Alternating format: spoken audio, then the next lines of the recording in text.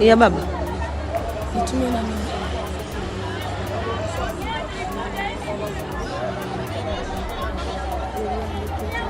Ni saa 5:15 usiku hapa Dar es Salaam, na hawa maaskofu wamefika hapa usiku sasa hivi kwa sababu ya taharuki iliyotokea, kwamba tunaona hapo polisi wamekuja kuzunguka kanisa la Ufufuo na Uzima hapo Ubungo, na maaskofu hao wamekuja haraka kukimbia kuja kusikiliza ni nini kinachoendelea.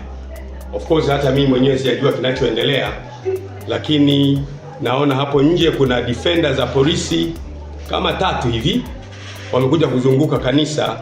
Hatujajua nini kinaendelea. Kwa hiyo tunataka maaskofu wenzetu wote na wachungaji wetu wote na waumini wetu wote mjue kwamba usiku huu saa 5 sasa hivi tarehe ngapi leo?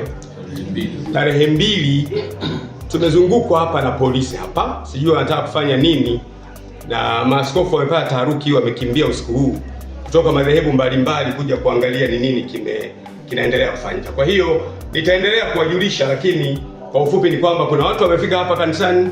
Tunaona defender, hatujajua ndio polisi au ndio watekaji wenyewe. Nafikiri ni polisi, tunaona ni gari za polisi, lakini tuendelee kuwasiliana, tutajulishana cha kufanya. Asanteni sana.